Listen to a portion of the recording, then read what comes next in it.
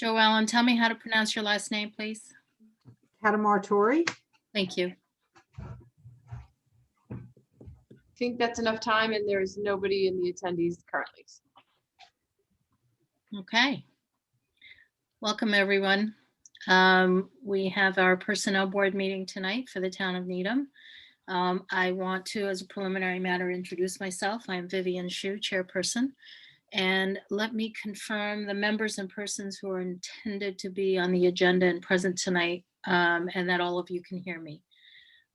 Members, when I call your name, please respond in the affirmative. Richard Lanetta. Here. Joseph Herlihy. Here. And for our staff in town, when I call your name, please respond in the affirmative. Kate Fitzpatrick. Here. Rachel Glisper. Here. Chuck Murphy Ramboletti. Here. And we have a couple of anticipated speakers on our agenda. Stacy Mulroy. Here. Joellen Catamartori. Here. Very good. This open meeting is being conducted remotely, consistent with Governor Baker's executive order of March 12th, 2020, due to the outbreak of COVID-19.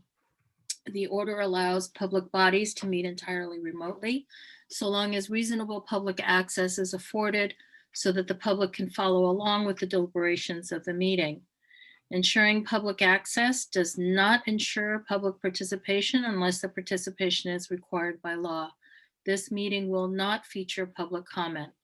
Please note that this meeting is being recorded and that some attendees are participating by video conference. Accordingly, please be aware that other folks may be able to see you, and take care not to screen share your computer.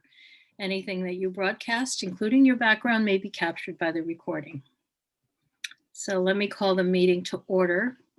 And Rachel and Chuck, I believe our first item on the agenda. Do we have any additions or changes to the agenda? We do not, Vivian. Okay, very good. And we're going to start out with the job description revision of the Assistant Director of Park and Recreation. I'll turn it over to Chuck and then Stacy. Thank you. Great. Thank you. So before us tonight, before the board tonight, is a revision to the existing job description of Assistant Director of Park and Recreation. I'll let Stacy Mulroy is here, is the Director of Park and Recreation. I'll let her explain some of the additions necessary to the job, which is currently vacant. And then I'll explain how that affected the scoring and the grading of the position. So with that, I'll turn it over to Stacy, and she can give you her ideas of the job. Thank you, Stacy. Welcome to our meeting. Thank you. Thank you for having me, and thanks, Chuck.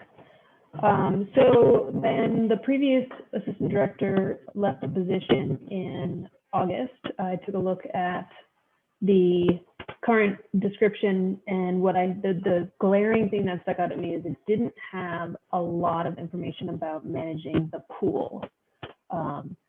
It was very minimal, and with the new pool, the system complex that went in 2018, the main job of the assistant director during the month of basically January to September is hiring and preparing to open the pools and run the pools.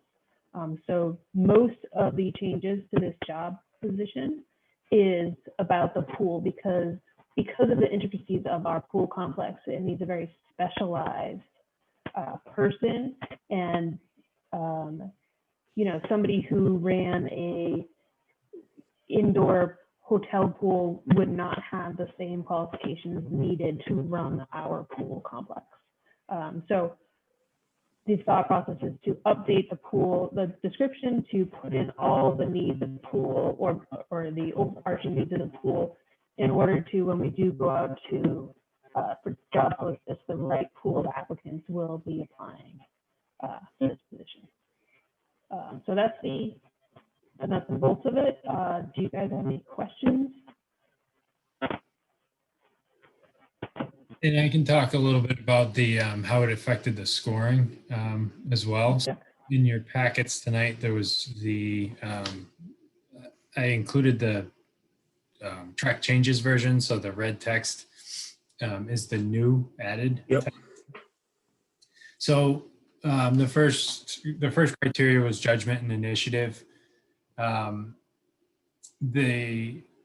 This increased the scoring in that category because the specific part in the job description where it's helping the short and long-term planning, gathering data and for studies and reports. Within the definition of judgment and initiative, that was in the specific score, which would have actually decreased it from where it was at. And that's one of the things in the current scoring for this position. This was one of the areas it was interpolated. So I landed on a definite scoring of 24 for this category. The next addition, which increased, was the accountability definition. The accountability significantly increased with the addition of the pool responsibilities. That's a main addition to the job description. So the accountability increased with that score as well. Manual skills was also increased. The addition of the pool, there's occasional pool maintenance and use of chemicals. So that increased the manual skills score, as well as the occupational risks was another area that increased, dealing with chemicals and undertaking some maintenance on the pool itself significantly increased the occupational risks as well. Those are some of the main areas that increased the score of the position. And with that, so the existing assistant director of park and recreation is classified as a GE 20. That took the score up to a GE 22. And so that's a summary of the edits. If you have any questions, we'd be happy to dig in. Did anything else get increased besides just pool responsibilities? So I believe the other additions, there was assistant grant application development, which was not in there last time. Performing maintenance, public relations for the department, I believe is a significant aspect. And then risk management for programs and special events as well.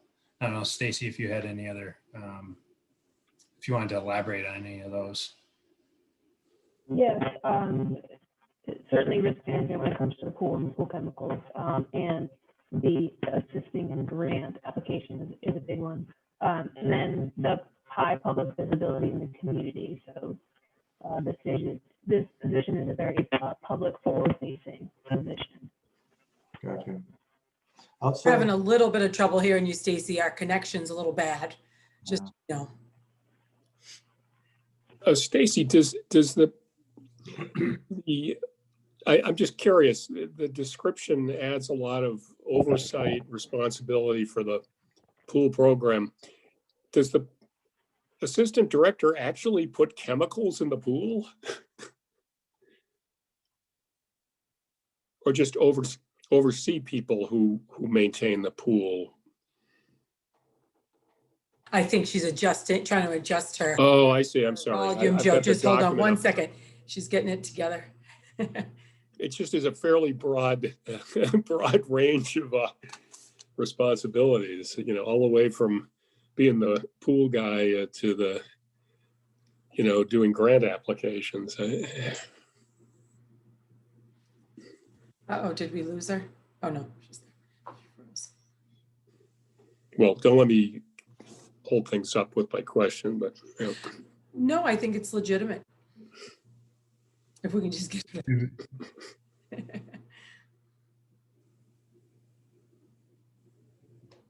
Did we lose you? You can text me your answer, Stacy, and I'll handle it. Okay, all right. I do know, from my experience is that we hire a lot of people from 17 to 21. And so the assistant director is very hands-on, isn't necessarily doing the chemicals, but will often show people how to do it Oh, I see. over and over Yeah. and over. So Stacy, is that fair? I- All right. I think That's they're fine. doing, I think it's a lot of hands-on with the chemicals. Is that right? If I Yeah. remember correctly, the last assistant director had direct hands-on in that. Stacy, maybe give a nod if I'm correct in that. She didn't hear So- the question. So the question, Stacy, was, it goes all the way for, does the assistant director actually handle the chemicals? Yes, Really? She's back. definitely. Can you hear me now? Yeah, All yeah, right, Very perfect. yeah, good. better. Thank you. Yes, we have a pool supervisor that is seasonal, and so between him and the assistant director, they tag team almost the entirety of the chemical systems. Interesting. Because of where the chemical and pumps are located, we don't actually want the teenagers down there. Whenever possible, we want to handle it with the adult-esque personnel, and not the 17 to 21-year-olds. I guess. Okay. Thank you. Thank you. We keep Makes those sense. guys out of In my world, I would refer to them as the professional staff. The grant Professional writing, staff on call. the grant writing and the public relations, that was in there already. It just wasn't written in the description, correct? Or is that new tasks that you've added to the position? The grant writing and the public relations? there. I don't, because I was only with Angela for Fair a few enough. months. I don't know what her expectations from Patty were, but it wasn't officially written into the job description. Okay. Thank you.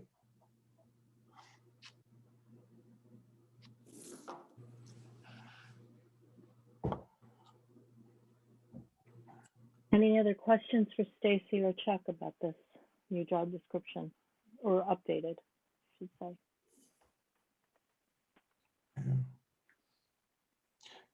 Need a motion? I would love a motion.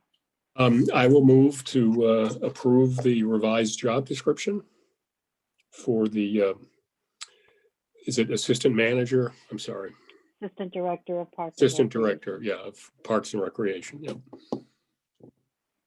A second. Thank you. All in favor? Aye. Aye. Aye. Joe Herlihy, would you signify your vote, please? I voted aye, yeah. Thank you. Rick Lanetta Aye. and Vivian Shu, the chair votes aye. Thank you. Thank you very much. I appreciate your time. Thank you. Thank Oh, you, thank you, Stacy, so much. Stacy. Thanks for joining us. We appreciate it. Have a great night. You Yeah. too. You too. Thank you. Okay, so next up on our agenda is our classification and compensation study. All of you are aware that we have been in the throes of this study for several months. And we are at the moment now where Joellen Catamatori is here to review the draft report with the board. So this will be an interesting discussion, and we've left plenty of room for questions. So I'll turn it over to Joellen now for the review. Thank you. Okay, thank you and good evening. And I am going to share my screen because I do have a presentation to go through with you. It is a overview presentation. The report is 197 pages in the PDF.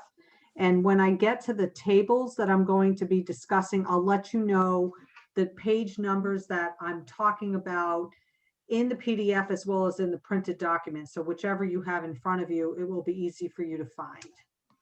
So I'm going to share my screen and Joellen, just as a housekeeping matter, will you forward that presentation to Rachel and Chuck so that it would be included in our materials?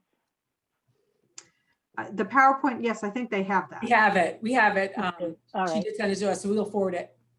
thank you. Okay, hold on for 1 second. And to move you off of my, there we go. Okay. Can everyone see the PowerPoint presentation? Yes. Yes. Yes. All right, so just from a perspective of an outline and overview of what I'm going to discuss with you this evening, I will bring you back to the scope of work and what we were asked to do for the town of Needham when we started the study.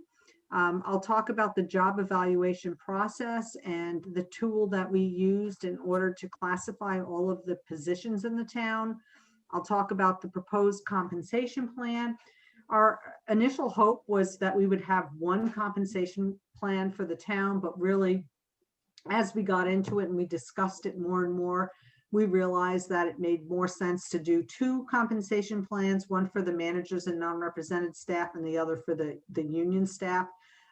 We'll talk about the salary survey and how we went about getting information from the market as far as compensation is concerned.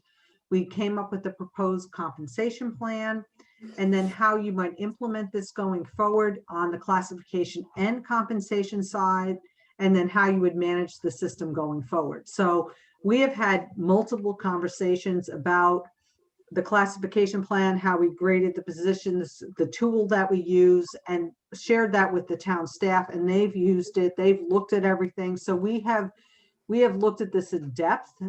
It doesn't mean that it's etched in stone right now. What you have in front of you is a draft of the final report. We like to make sure that our clients have that in the event we have to make any edits or changes before we finalize it. And then there will be a period of time where it will be rolled out to staff. I think we're scheduled to make 4 presentations to staff about it as well, and then they can react to it too. So, you know, this is your initial review, and then there's a process for staff, and I'm sure Rachel and Chuck can talk about that as well. And of course, if you have any questions, we can save them to the end, or if you want to interrupt me while I'm making this presentation, that's fine as well. So when we started this process, you know, we wanted to do job evaluation and look at your classification plan as well as the compensation plan. So initially what we did was we talked with the town staff, you know, the senior administration about the study, the approach, any areas of concern before we got everything going. We then went through a process to determine comparable communities to Needham. I'll go into that with some more detail. After that, we had some employee meetings, and I came out on site. We went through our job analysis questionnaire that we asked each employee to fill out. We talked about the study. We talked about the different components. We had the opportunity for staff to ask questions about what we were asking of them. Everyone was invited to participate. We really wanted to make sure that it was very inclusive, and we had multiple meetings in order for people to attend and ask questions about the study as well as the job classification process. We then went forward with employee meetings. We came on site, myself and a few members of my consulting team, where we sat down with every employee with a job classification. So we said we have to interview every person that has a specific job title.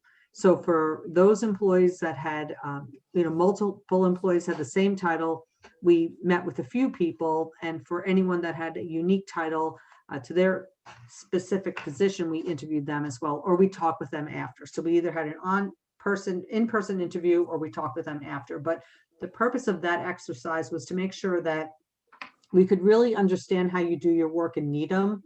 So while we've done these studies in multiple states, many in Massachusetts, what you do in Needham is unique to your community. So coming on site and really talking with the employees about the work there was very important.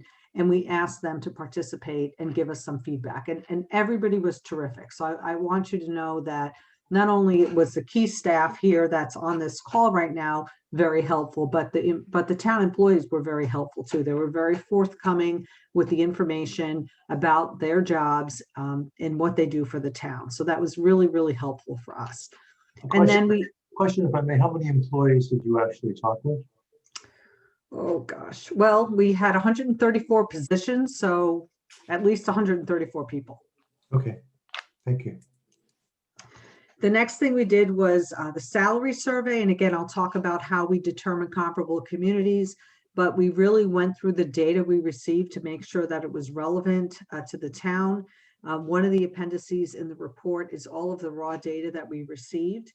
And if you look through that appendix, you know, every position that we surveyed is in there.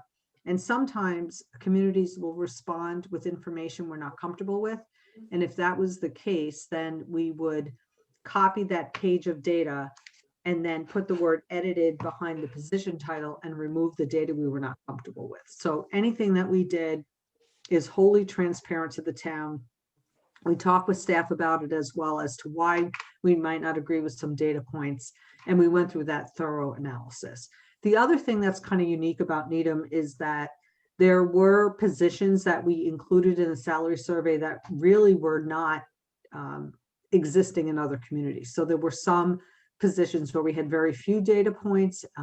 There's just a lot of unique titles to the town. And so there were some places where we didn't get a lot of data and we could not use them in the analysis. So again, all of that information is in that appendix with the salary survey data. And then tonight, you have in front of you the draft final report. I'm making a presentation to you. And as I mentioned, we will be making some more presentations to the members of the staff, just so they will have this exact same presentation. They will be given a copy of the report ahead of time so they can ask questions as well. And then once we receive all of the feedback, whether it's from the board, staff, you know, town administration, we will then make any changes we need to what you have in front of you and then finalize the report. So we had 134 positions in the study. And here are the criteria that we use when we look at our job evaluation process. So you can see we have 9 factors that we use. 2 of them have 2 pieces to them. So really there's 11 total, but they're in 9 factors. And for every position that was covered by the study, every person that was asked to fill out a questionnaire had a response to every one of these 9 factors. So people were asked, you know, if they left their position tomorrow, and the analogy I like to use is if they won the lottery and they gave their notice to the town and somebody had to come in and fill their shoes, what would be the minimum criteria needed to perform their jobs? And so that's how we asked them to fill out the questionnaire. You know, we were not looking at a staffing analysis. We weren't looking at efficiency. We weren't looking at performance. We were simply looking at jobs, the essential functions, the minimum criteria to perform the jobs, and then we classified them. So here's the 9 factors that we use in our system, ranging from education and work experience all the way through to working conditions and use of technology. And you can see that several of them here. So for example, the 4th one down, responsibility for policy development, that particular criteria relates to the Fair Labor Standards Act. So depending on how people answer that question, it triggers whether or not the job should be exempt. We also have working conditions, which correlates with the Americans with Disabilities Act. And in every job description, we want to make sure that that's included. You had that already, but we have that in our system to make sure that we're grading the job appropriately for what is required, not only from a physical perspective, but also the working conditions. So that was like a 2-part factor in our evaluation system. And then the use of technology and specialized equipment, we've added that to our job evaluation system because nowadays, you know, every job requires some use of technology. And when we look at technology, we not only look at the use of computers or, you know, Zoom or whatever we're doing, we also look at technological aptitude. So our system allows to credit for positions if they have another type of aptitude needed to perform their work. So if they have to operate heavy equipment, if they have to drive apparatus, you know, large apparatus, maybe at a high speed, if they have to fire a weapon, if they use complicated software, you know, which is not equipment, but, you know, it all accounts for all of that. So that's our last criteria in our job evaluation system. So for the 134 positions covered by your study, we had employees fill out questionnaires, we interviewed them, and we talked to them about all of this. So when we came on site and we talked with the employees, we had an interview with at least one person in each position. So when I was doing the kickoff meetings with the employees, I said, if you have your own title, you know, you can't get out of an interview, you have to talk with us. But if you share a title, you can come to a group interview or you can defer to your colleagues. So we had to talk with at least one person in each position. The classification plan was then built based on internal equity. So as I mentioned before, we can take into account the nuances in Needham and determine where the position should be evaluated based on what the person is performing for the town. So if there's particular things that are related to a position that may not exist in a comparable community, we can classify the job either higher or lower in your classification plan because of that. The other thing that's important is our system will, it does comply with the Equity Pay Act in Massachusetts because we are looking at internal equity. And at the end of the day, for the positions that are assigned to the same pay grade, what it tells us is that they should get paid the same. So that was all included in our analysis. Some positions were reclassified as a result of the study. Again, looking at the specific duties in Needham, some were determined that they should be paid higher in the classification plan. Others might have been lower. We did recommend some new titles. Those are all contained in the narrative of your report as well as on table 1. And again, the pay equity was established through this study. So table 1 in your report, 1 and 1A, the difference is 1 is for the non-represented managers, and then table 1A is for your union employees. Those appear in the PDF. If you're looking at the PDF, that starts on page 29. And if you're looking in the printed copy, they start on page 26. So if you look at those two tables, table 1 again is non-represented and managers, they're all classified. And then the table 1A is your union employees. So those are all of the positions that we looked at in the study. And that is your proposed classification plan. So what you'll see there are your current titles, the proposed title, the grade, the skill level, and the skill level is the amount of points we assign to a particular grade. So that's everything in that first table. The next thing we did was look at the market, and we went through an analysis to determine communities that we thought were comparable to Needham. So Appendix B in your report has this analysis, and you can see from this slide, the 8 criteria that we looked at from the Department of Revenue in Massachusetts to determine comparability. So we would look at population and proximity to Needham. So that's the first and last criteria. But all of the other ones sandwiched in the middle there are financial. And so one of the things that's important to us is if we're looking at a comparable community to the town, we want to make sure that it's primarily based on ability to pay. And again, we get our data source is the Department of Revenue in Massachusetts. So we looked at these 8 criteria, and as a result of that, we came up with a list of comparable communities. And here's the communities we came up with. And you can see that they had a level of points that were associated with them, and they range from Brookline and Burlington all the way down to Wellesley and Westwood. Now, some of these have an asterisk after them, and that asterisk denotes communities that responded to the survey. Other communities, either gave us our current pay plan or we tried to get information online, but you can see that we had several that did respond to the survey, and we really appreciate that. The other thing with your study is because there were so many classifications in it, we had a very long survey. And one of the things that's very difficult is to ask, for people to give us that information. So we tried to get the information.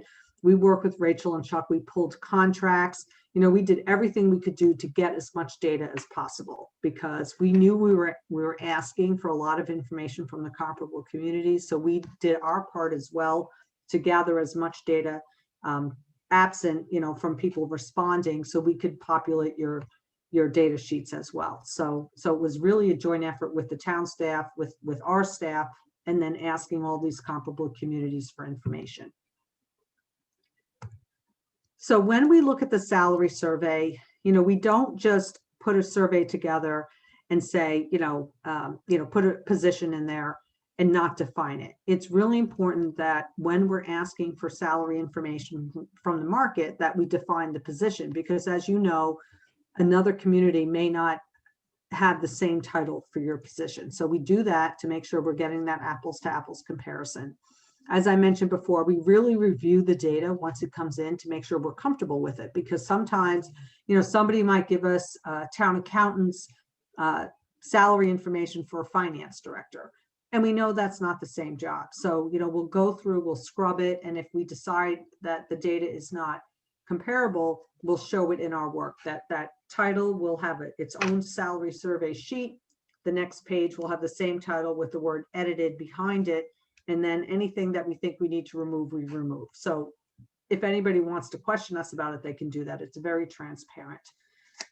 One of the other things that's important to note is that we really like to use salary range data when we're looking at salary survey information. So the reason for that is if a community gives us an actual salary, there's some things we don't know. We don't know how long somebody's been in that job. We don't know the market conditions under which the person was hired. So if we have salary range information, that's a better gauge of the market for a position. And in your survey, we had a lot of that. So we were able to use the salary range information, which was better than actual salary data. And then the last point is that when we do a salary survey, it's a snapshot in time. So we picked a period of time, we sent out the survey, we got the information, and we analyzed it. And for some communities, it might have been one fiscal year earlier, but for purposes of this exercise, if I was working in Needham and I wanted to apply for a job in Wellesley, and they have a particular salary range at that time, that's the market. So it can never totally be equalized. We have to look at a snapshot in time. Now, because of COVID and the other things that just prohibited us from moving this along at the pace we would have preferred, I mean, that there were just extenuating circumstances. The salary data in your report is it's a little bit older, but in the future administration of the system, it can be adjusted once we know what the other communities have done for the current fiscal year. So even though it's not current, it can be made current by virtue of just reaching out to the communities, determining if they've changed their salary ranges, and then updating them for Needham. So it's still absolutely relevant. We wouldn't have changed the data because it wouldn't match the market from the time we surveyed. So everything is perfect the way it is now, but thinking about it going forward, the ranges may be adjusted because we are in a new fiscal year. So all of that data is in Appendix C. So you have 3 appendices to the report. The first one, Appendix A, is the questionnaire that we used in job evaluation. The second appendix, Appendix B, is all of the information we use to determine the comparable communities. And then Appendix C is all of the salary survey data. So when we look at the proposed compensation plan, we develop a table. We call it the comprehensive table. It's tables 2A and 2B in your report. And 2A is on page 34 if you're looking at the PDF. If you're looking at a printed version, it's on page 31. And again, they go through the managers and non-represented to the union employees. So there's table 2 is managers and non-represented, and table 2A is the union employees.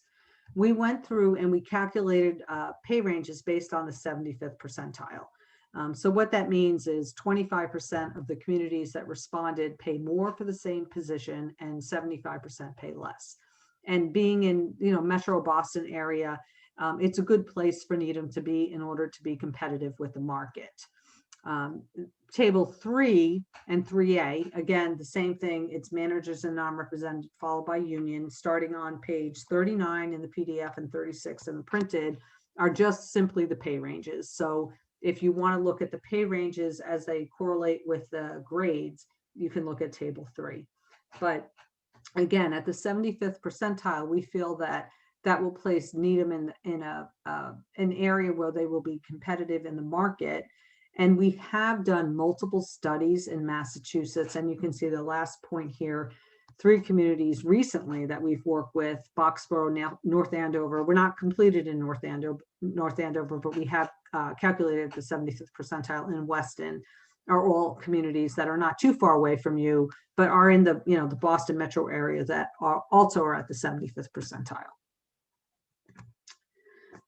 Also looking at the compensation plan, we have develop 15 grades for the managers and non-represented. So this is, again, not the union employees, but the managers and non-represented. And we have 4 pay bands. So the idea behind the pay bands is if I'm in grades 1 through 4, I'm in an administrative or technical position. And if I'm hired by the town of Needham, I might be able to move within that pay band with maybe some time in service. So I have a certain level of education, there's a certain complexity to the job. But if I'm in an administrative and technical job and I want to move to the next band in grades 5 through 8, specialist and advanced technical, that's going to require time in service and maybe some additional training. So when we look at how we're going to structure your classification plan, we look at those bands, and we came up with 15 grades, grades 1 through 4, administrative and technical. Then we go to specialist and advanced technical, your assistant directors and supervisors, and your directors and your senior managers. You can also see for all of them, we have a open range for all of the non-represented managers. And there's a gradation, and then there's a range spread. So the first part, the gradation, is it's different depending on the band. There's a 7.5% gradation for grades 1 through 4, a 5% between 5 and 11, and a 10% between 12 and 15. And all that means is the starting pay, the gradation, it differs by the same amount. So if I'm looking at grades 1 through 4, there is a 7.5% gradation, meaning grade 2 starts, the minimum pay is 7.5% higher than grade 1, and grade 3 is 7.5% higher than grade 2, and grade 4 is 7.5% higher than grade 3. So that's the gradation for 1 through 4. It kind of compresses a little bit from 5 to 11, and then it goes up again between 12 and 15. And that allows us, when we have pay bands, to vary that gradation so it better matches the market. And then the other part with the plan is the range spread. And you can see at the bottom of the slide, grades 1 through 8 have a 35% spread from minimum pay to maximum, and then the remaining grades have 40%. And so again, looking at the market and trying to recommend pay ranges, we have the ability to vary gradation and the range spread. And usually the theory behind the range spread is when you get up into the higher grades, you may start a position a little bit higher than the minimum salary. So having a wider range is preferable for the higher grades.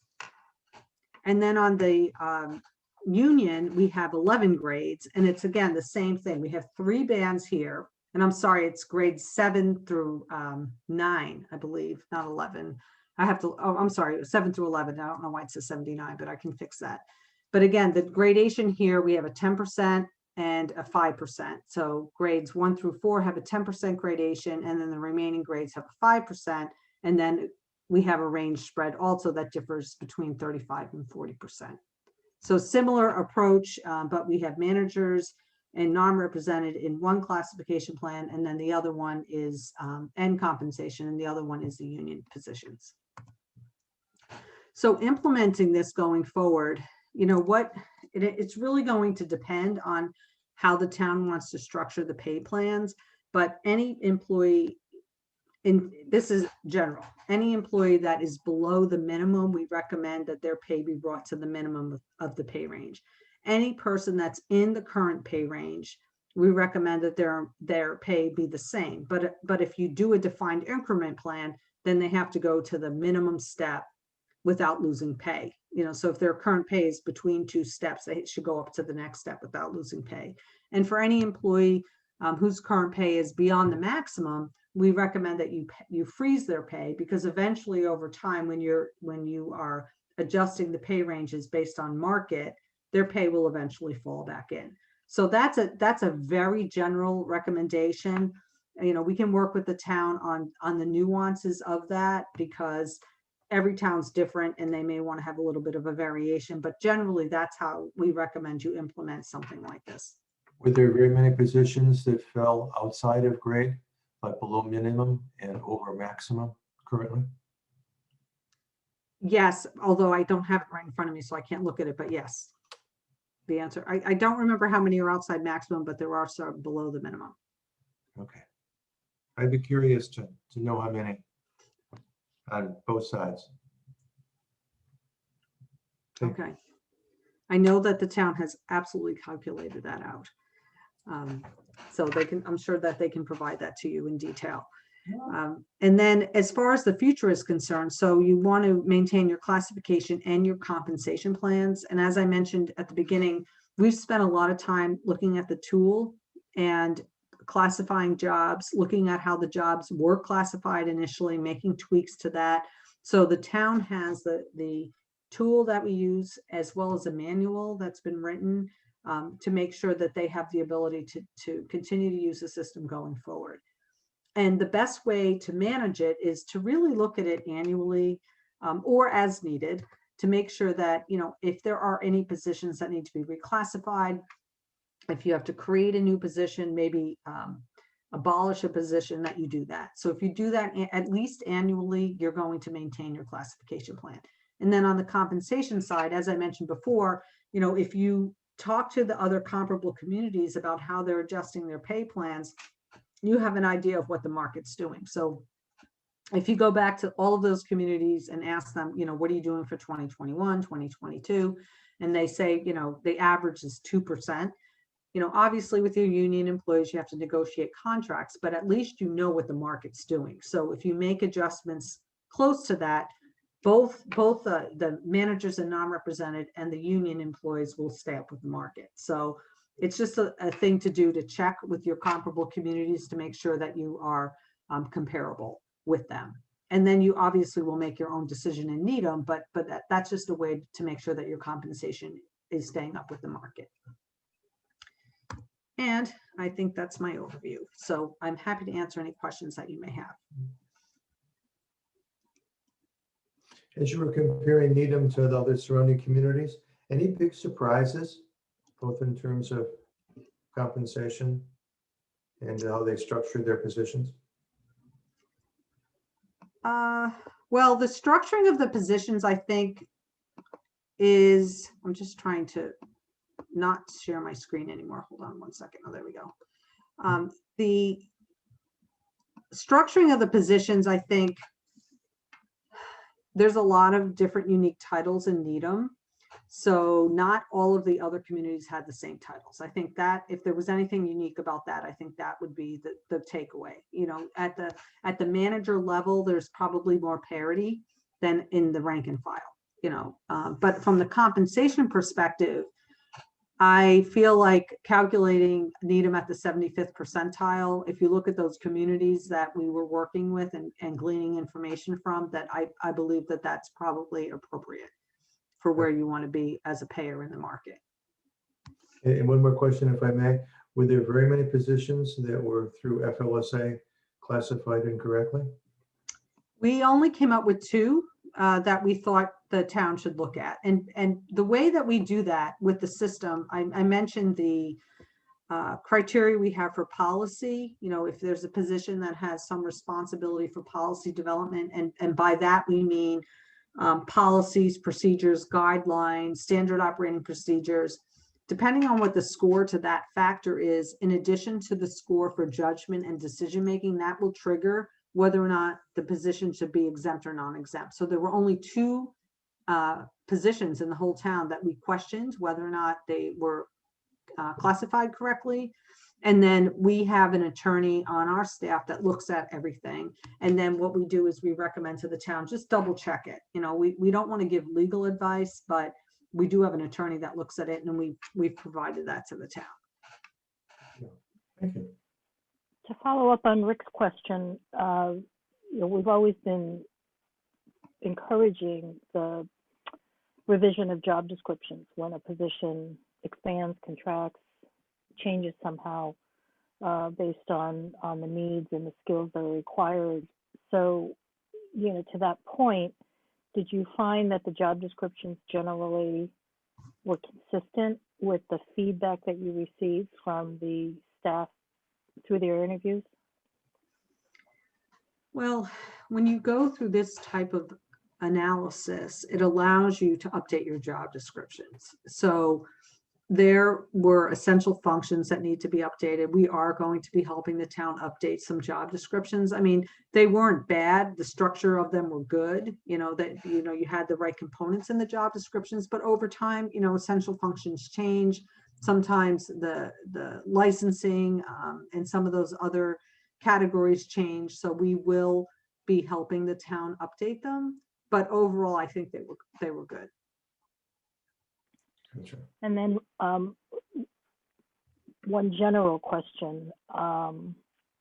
In the past, we've had staff employees who have disagreed with the way their position is classified, largely driven by compensation concerns. Did you find that supervisors were generally in line with what employees were saying about their jobs, their job descriptions, and the work that they were doing? So what we ask people to do in the questionnaire is, when we look at job evaluation, there's 3 pieces to it. The first is the employee's perception of his or her own work. That's why we asked all employees to fill out a questionnaire. Even if they weren't going to be interviewed, we wanted to get their feedback. The second component is the supervisor's perception of the employee's job. So at the end of the questionnaire, there's a place for the supervisors to comment. And we usually tell them, if they don't like factor 1, which is education, if they might say, I think this job now needs a bachelor's degree as opposed to a high school education. So they have a place to comment, but they don't change what the employee writes down because it's a different perspective. And then when we come on site to interview, then we're the third piece. We look at what the employee said, what the supervisor said, what the job description says, if there's edits to the job description, and then we make an overall assessment. So in some cases there were comments, but in other cases the supervisors agreed. So it wasn't like there was an overwhelming amount of differentiation between what people were saying. It really depended on the department. I think there were some areas where kind of classes of employees were reclassified, like in the library, for example. They were kind of all brought up a little bit, but it varied by department. And, we really, it's important for us to get everyone's perspective, not only the employees, but the supervisors. So we took all of those comments into consideration, and then we made a recommendation based on everything that we reviewed. Gotcha. One more question. I read what you sent earlier today and read through it quickly. So I may have this wrong, but I was looking where you were modifying titles. And one particularly caught my eye. You went from, I believe, a civil engineer to a technician. Did I see that incorrectly? I'm just curious how the incumbent would take to having that title diminished in that capacity. I could have read it wrong. I don't have it in front of me. No, you're correct. It's on page 8 of your, well, it's in 2 places in the report, but on page 8 of the printed and page 11 of the PDF. Yes, that's correct.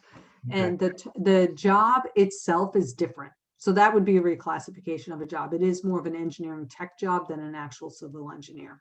Gotcha. Okay, so a person holding the credential of an engineer would not have that title, correct?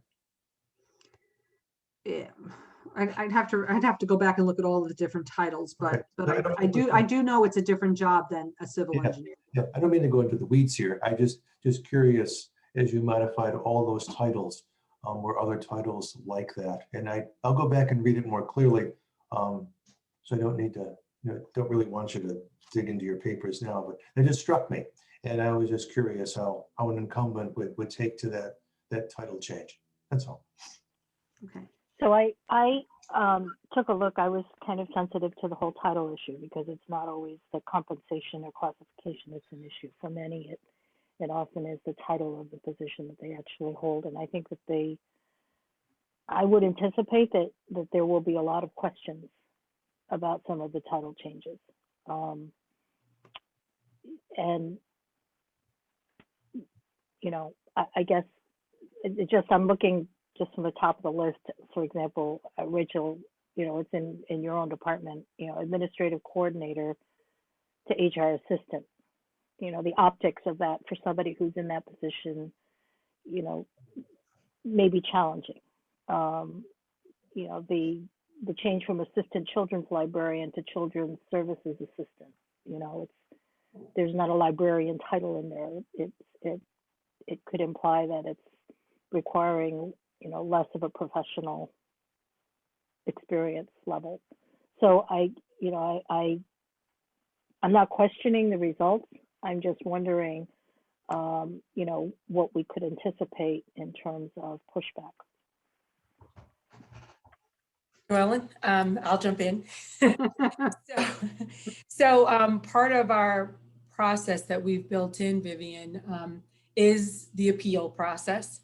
And so after this is rolled out and we have the presentations for the employees, then they can come back with any concerns or arguments that they have against what we've come up with.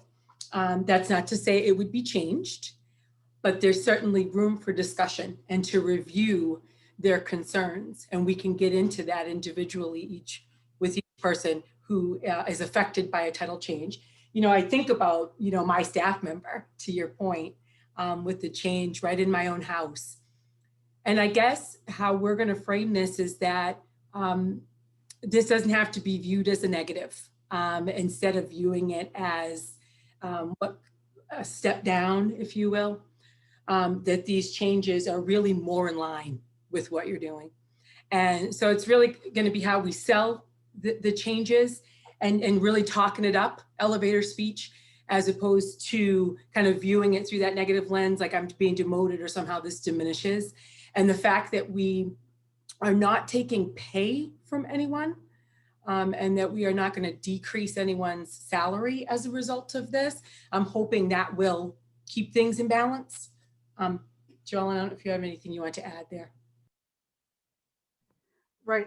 I think that the example that you just mentioned with HR, that's a very common HR assistant, and it's actually more appropriate for somebody that's in that role. So we did look at that in relation to other studies that we've done, other title changes that we've recommended. I think one of the takeaways or the goals of this study was to consolidate where we could, because you did have a lot of different titles.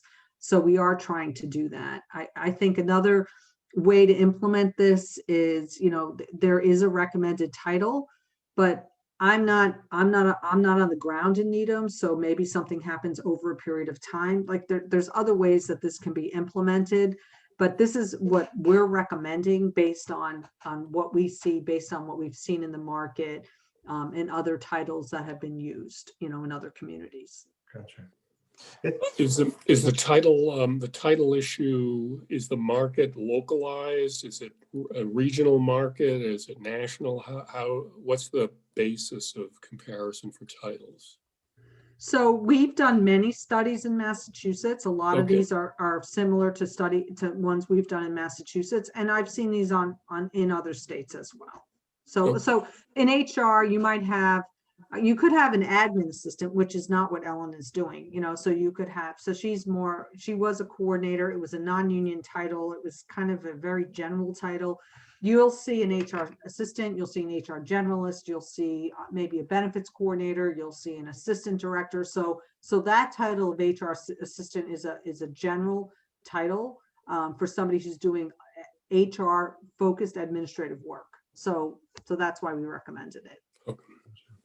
Rachel, there's an incredible amount of work here. And we probably should have a ceremony of burying hay and praising this one. I have a thought, kind of a corny one, but I think this presentation, but putting maybe more a monetary spin to it, I think should be presented to the finance committee, since more often than not, more new positions get brought to that group.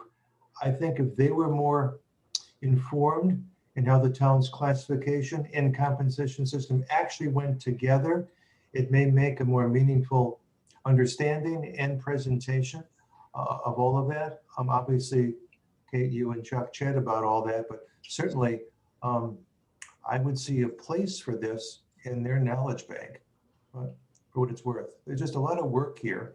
And I think it should be celebrated in ways that people understand it and can use it. Yeah, we do have a placeholder I- for select board, and maybe we do both at the same time or something. Yeah. Yeah, that's a thought. Yeah, Yeah. do and both. that's I'll take it a step further. I don't know if there could be some sort of a summary or synopsis for a town meeting as well. There's often, it's very opaque to not only the residents, but town meeting members as to how our classification and compensation goes and how personnel are managed. So, And I think the report and the PowerPoint could be available, will be available online, and maybe we can share it that way, Vivian. yeah. And I would drill it down so that there's a broader understanding of not only the body of work and the efforts that have gone into it, but the intentionality behind these efforts. I think that would be very important. And just to go back to the title issue, some of it may be my years of pain that I think Rick and Kate shared with me when we used to go through the appeals process about titles. I think Joe was in on some of those as well. So just a thought. Yeah, it just caught my eye. But thank you. How the longevity of this system before you have to really take a look at beyond just every year doing adjustment. The longevity of the system as a compensation and classification system in a totality. What's lifespan? So, if you are managing it and using the tool, classifying, reclassifying, abolishing classifications at least annually, this should last you at least 10 years. On the compensation side, again, surveying the market every year just with those peer communities to see how they're adjusting pay ranges, as long as those settlements and adjustments for the managers and non-reps are similar, you'll be fine. You'll be fine. I mean, I have one client that wants me to come every 5 years and do it just because they don't adjust the pay ranges at all. And it's really more of a compensation side. But, if you're managing it, the town has the tool. They're very well versed on how to use it. I would say at least 10 years and you'll be fine. Plus, Needham isn't really growing like other communities are, in other parts of the country where they're adding lots and lots and lots of positions. I think organizationally, you can manage any changes that you have depending on what you decide on service delivery for a good period of time going forward. Thank you. Thank you very much. I also think to stay competitive, Rachel and Chuck have been doing lots of benchmarking whenever a new position comes up, right?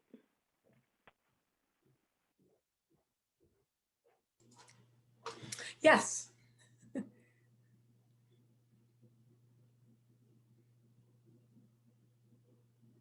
Are there any more thoughts or questions on Joellen's presentation? No. Hearing none. No, just a general comment of thanking you for your work and your efforts on this. Yes. Yeah. I think we've all been through this process many a time, and so it's nice to have a refresh. Yeah. Thank you. You're Do you welcome. mind if I add that I think that it's just so refreshing to have this new system, and Joellen's presentations, everyone that I've seen and everyone with the staff is just so, she always has their answers, and how much work Chuck and Rachel have put in, Ellen have put into this is just, it's astronomical, and I'm so glad it's coming to fruition. Me too. Me too.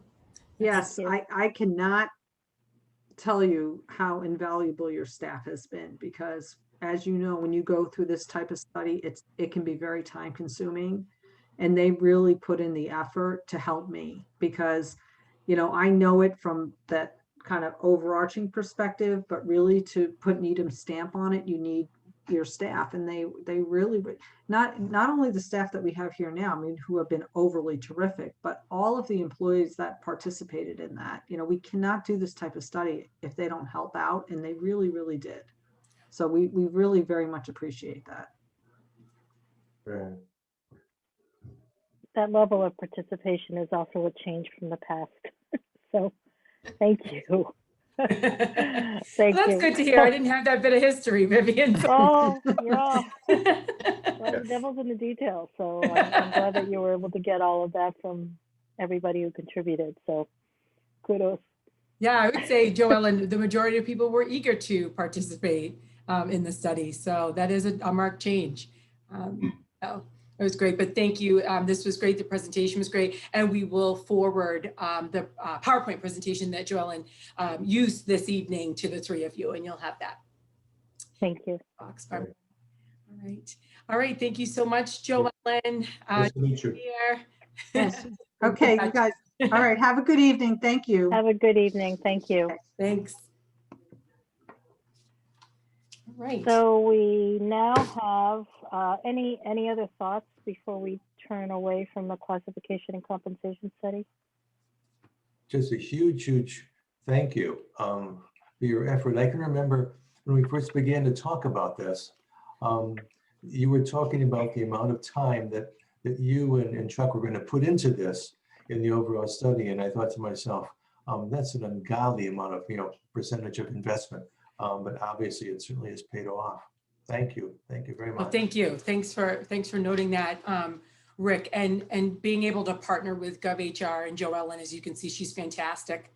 Yeah. Being able to partner with them has made this gigantic project more manageable. Yeah.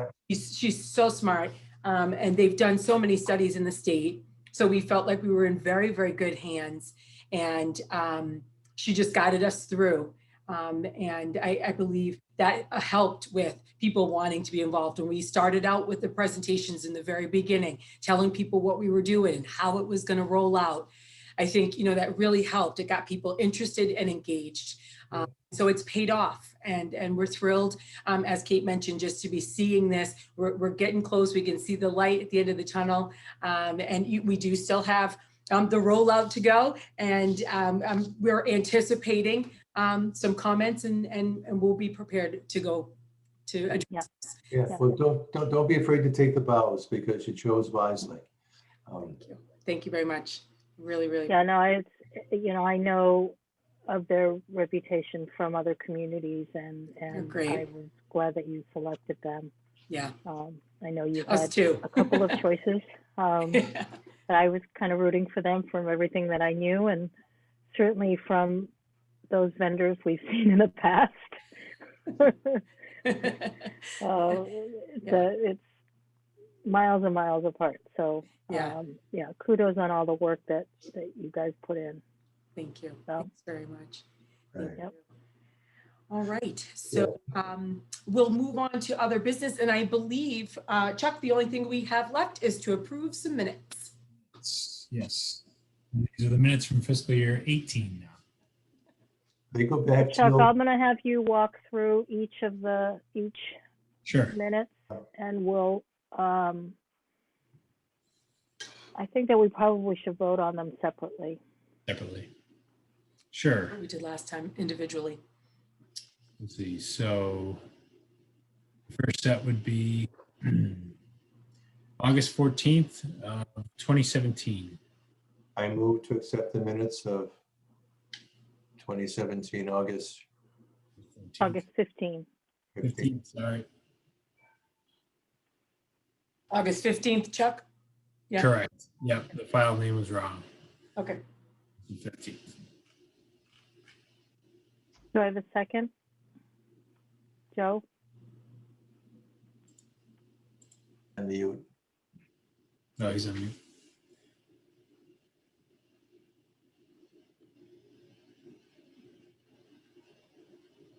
Sorry about that. I second.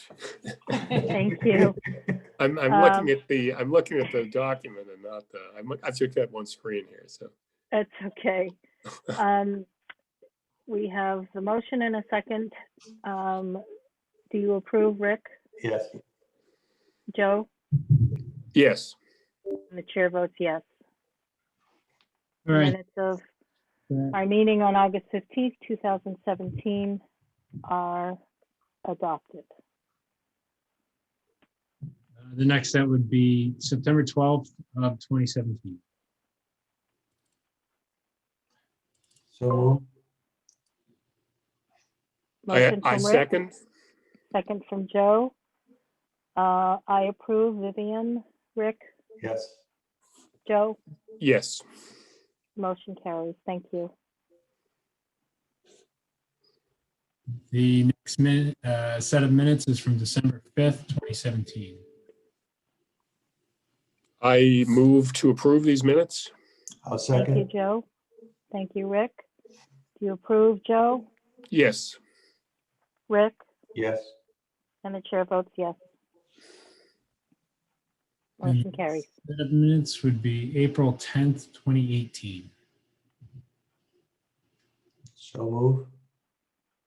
I second. Rick, Yes. Joe, Yes. and the chair votes yes. Motion carries. And the final set of minutes would be May 15th, 2018.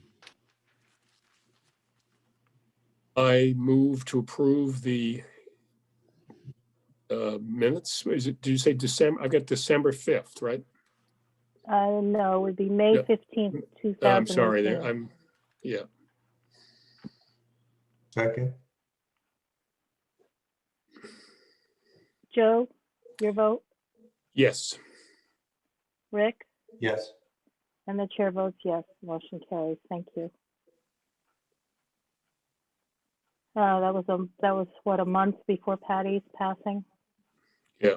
That was Patty's last meeting. Yeah. All right. Is that it for the minutes, Chuck? It is, yes. I've been going one fiscal year at a time, but Thank you. they're complete and I'll have more for next time. Thank you very much. Thank You're you for your work on it. Yeah, thanks a Um, lot. Anybody have any other business? I just want to know in Chuck's newborn, will that first word be classification or compensation? Which one? Or job description, a phrase, job description. I'm working on dad. What if it's classification? cool. I'll take it. That's And cool. where are you classifying that right now?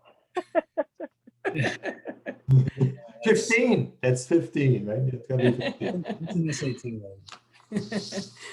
Oh, gosh. All right, Rachel, Kate, do you have anything else? Chuck? No, I'm all set for this evening, Vivian. All right, I'll entertain a motion to adjourn. I move. I'll second. Okay, Joe Hurley, he moves. Rick seconds. The chair votes yes. Joe, Yes. Rick, Yes. okay, we are adjourned. All right, so that's everything. Okay. Thank you, everyone. Thanks for this evening. Thank I mean, we you. weren't even too far off. I think we're going to gift you back 4 minutes for Thank you. fantastic. Don't use it all in one On place. time, on time. Everybody stay safe and stay healthy. Yeah, stay Yeah. safe, everyone. Take care. Have a See you good later. night. Yeah, Bye-bye. bye-bye. Bye-bye.